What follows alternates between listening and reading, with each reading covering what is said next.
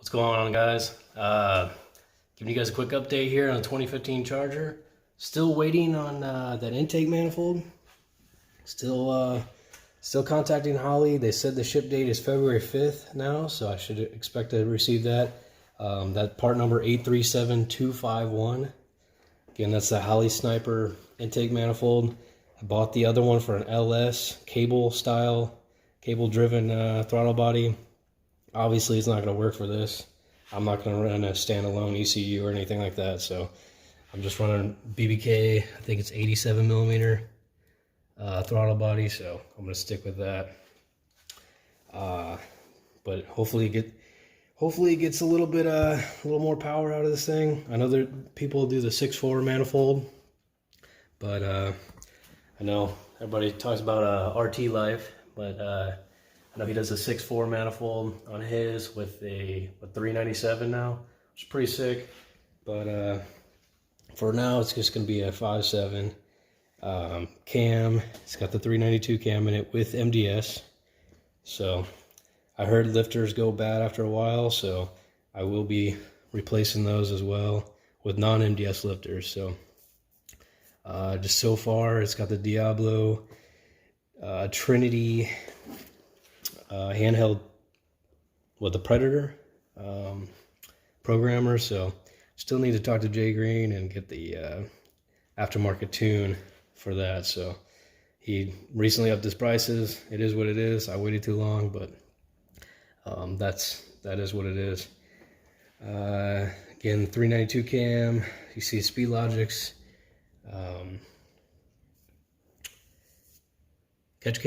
oil catch can. So it does work. There's probably some oil in it right now. I can show you guys. It's not hot, so.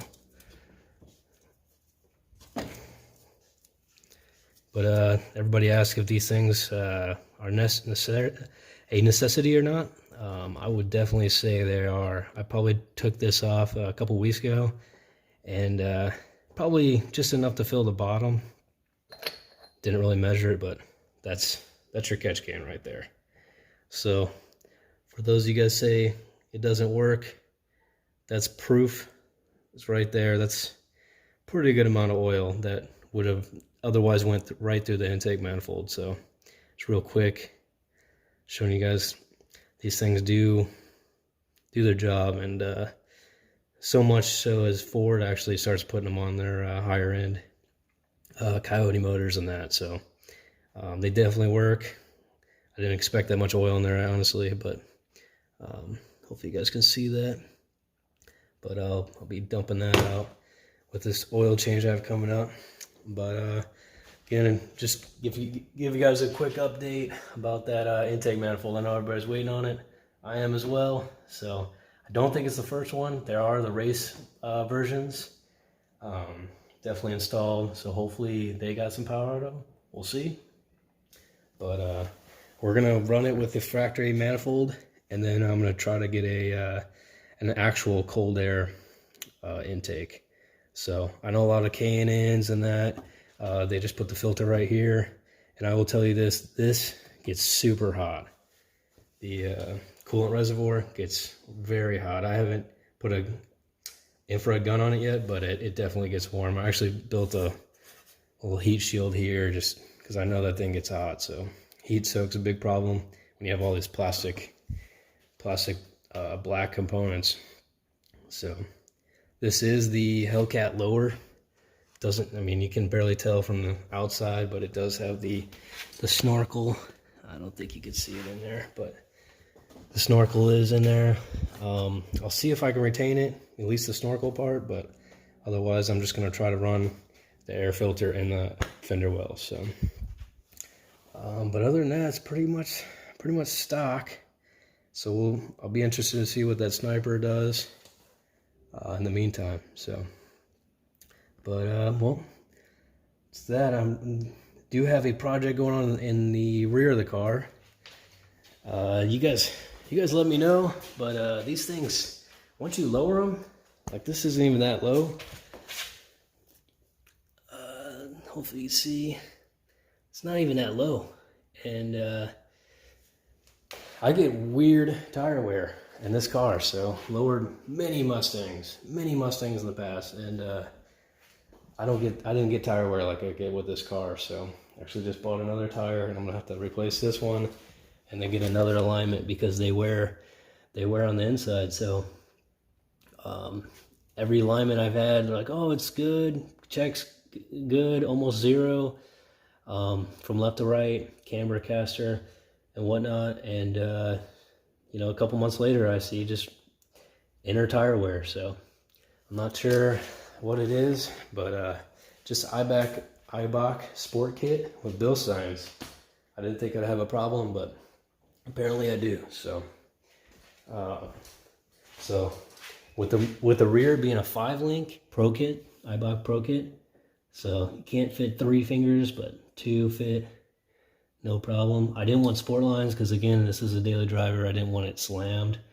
And to be honest, after all these suspension components, I would just put airbags on a car. I've never done it, but to any of my vehicles, but I've seen people do it. It looks real good. I imagine it rides great. Again, daily driver, so air would be optimal, especially street use, California roads, Hawaii roads. But that's the gap. And looking back, I probably spent just as much on tires and suspension parts, shocks, struts, springs. So next time it'll be air on my next vehicle. So, but moving on, I got some more BMR goodies over here.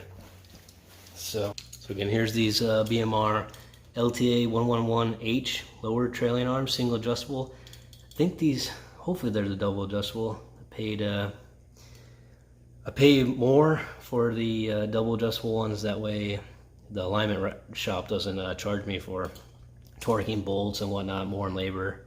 So we'll see. Let's see what these are. Good. These out. They come nicely packaged. Again, made in America, which is great because every company is going overseas now.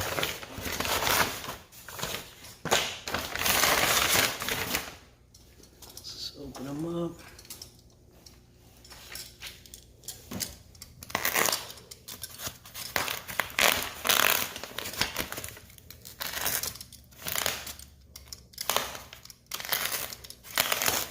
So let me know in the comments if you guys have problems with alignment shops lining these cars, not knowing what they're doing or whatnot. Again, I'm out in Hawaii, so I only have so many shops.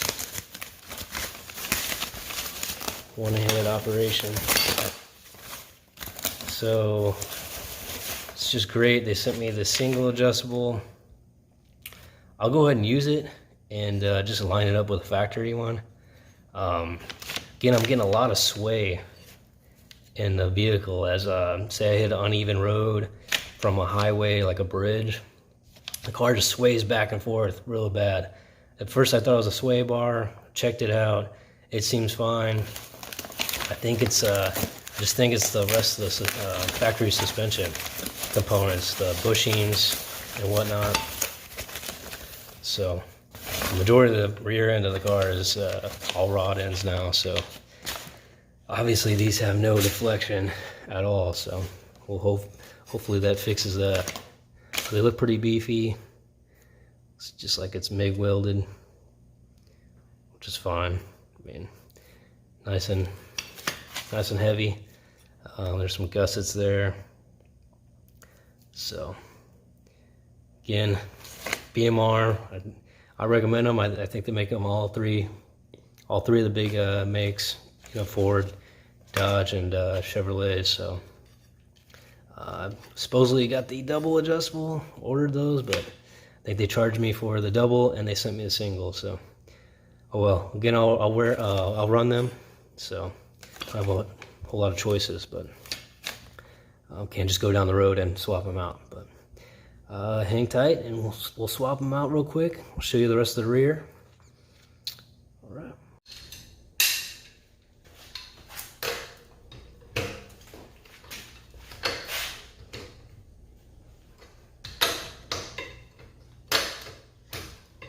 always break these torques. So I'll screw up the lug nuts before I use the impact. Had lug nuts get banged around pretty good before, after a few times of taking the wheel on and off, so I'll break them loose.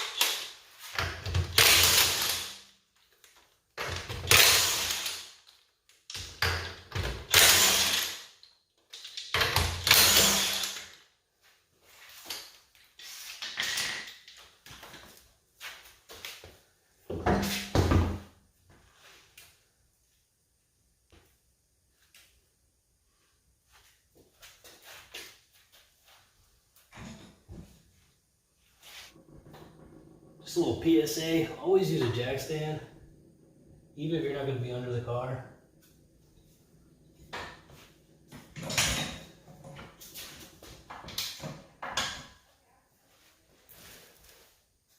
I mean, one of these things weigh 4,000 pounds. It's not worth it. It will crush you. If you don't believe me,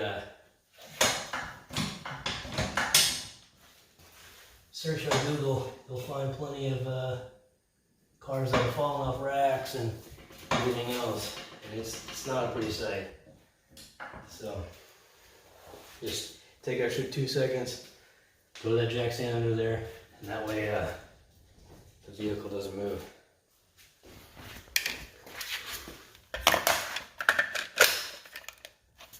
So we're actually gonna place this lower arm right here, this aluminum arm. You can see, just kind of connects right there where the light's at, and then right here under this this knuckle. So just the two bolts. Again, there's all those rubber bushings in there. I really think that's part of the deflection of why the suspension kind of moves around so much. But you can see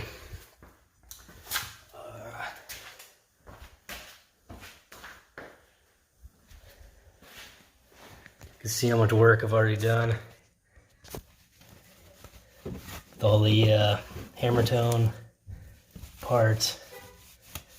There's a lot of adjustable suspension parts back here, components. So both these arms, like both arms. So again, it's all BMR components. Looks like they're starting to corrode. Just the salt in the atmosphere out here, so very corrosive. Here's your sway bar. You actually have to drop the rear cradle to change it out, so that's not very fun. But especially getting this bolt. You guys can see that this bolt head right here, I actually swapped it around. It is the other way from the factory, so this arm takes a long time to replace, but a little patience. If you have a lift, use it. Obviously, if you have access to the lift, use it. You could drop the whole cradle, change that bolt around, and then it just helps out if you ever have to remove it again. Sorry for the light. So you can kind of see it in there. There you go. So again, that bolt head from the factory is on the other side. So I guess the outboard of this cradle, and it's you have to drop the cradle to turn it around. So to get that old suspension component out. So a lot of fun. Here's a little dirty, but these are Ibach Sport. So, keep saying Sport. Ibach Pro Kit. I didn't want to go too low. Again, it's a daily driver. Bilsteins help out a lot. Definitely a good ride, and they should be a little shorter than the OEM shocks. This didn't have active suspension or anything like that, so it was pretty easy to replace. It's like 3 bolts for those rear shocks. This thing gets dirty. I guess a while ago I changed the rear rotors. Probably all power stop stuff from what I can remember. They make really good kits. It's all on Rock Auto. So no sponsors. I don't get paid by anybody. Just to let you guys know, it's all out of my bank account. So, but just kind of giving you guys what it takes to actually lower these things, make them a little faster. They are heavy. One of the heaviest vehicles. American-made sedan, so for sure. Call a sedan, it's 4 doors. That's what insurance likes, so that's what I'm sticking with. But let's go ahead and swap this arm out.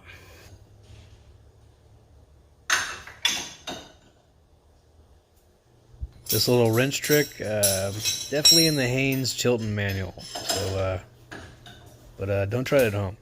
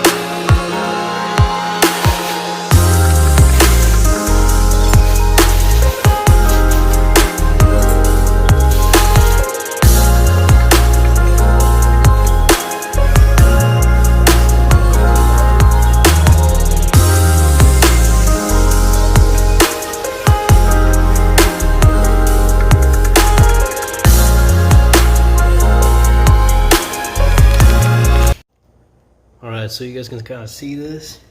Here's this link right here. It's called a compression link. So I'm going to pull it out.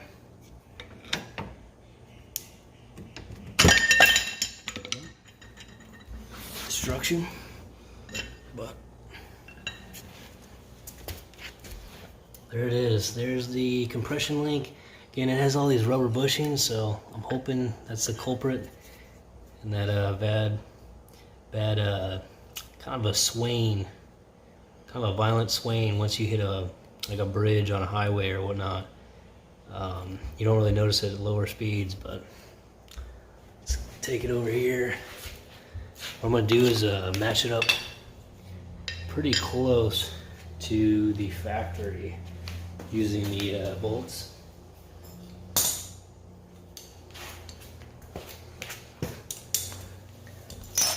So you have your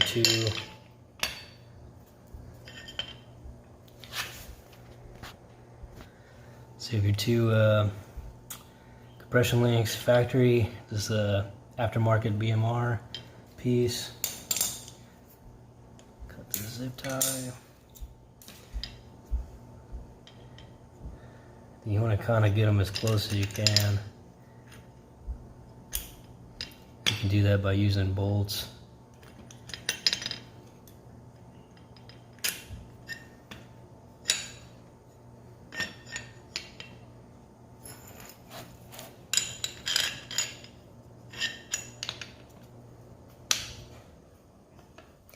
see BMR is pretty close to factory. I'm just gonna kind of roll with that. I don't see any more adjustment needed there. They look like they're the same exact length. So let's go ahead and install this.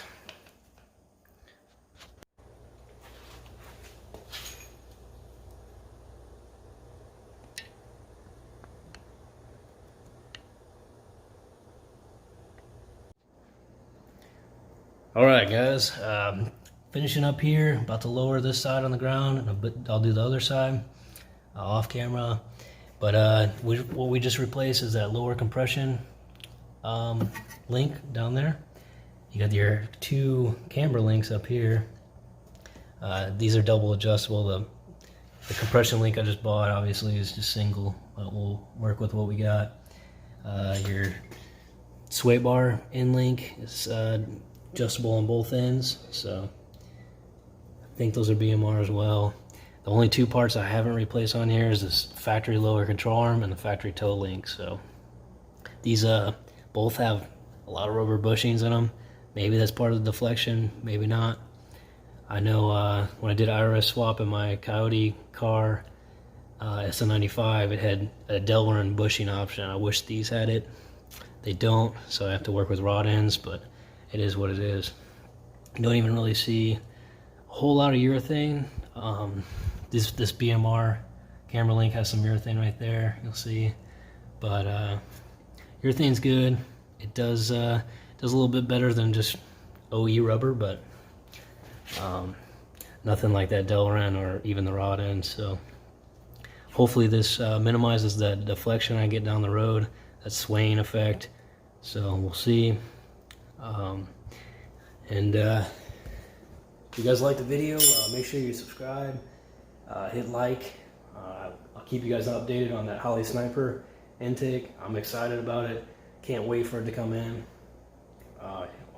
Hopefully we'll see 400 out of this little car. So it's a little motor, big car. So without a whole lot more displacement, but that might be the route down the road. I'd rather probably do a displacement in this car over a supercharger only. So the 5.7 is good, but it does have its limits. And honestly, there's nothing like that 6.4 that when you fire it up, it just a little higher compression ratio, and that it's just got a better exhaust note. Don't get me wrong, Charger 5.7s, Challenger 5.7s, they're great, but once you get in that 6.4, 392 territory, it's a different ball game. So not trying to trade the car. So, but not with all the suspension and everything else that's got done to it. So, but again, if you guys like the video, hit like and subscribe. So.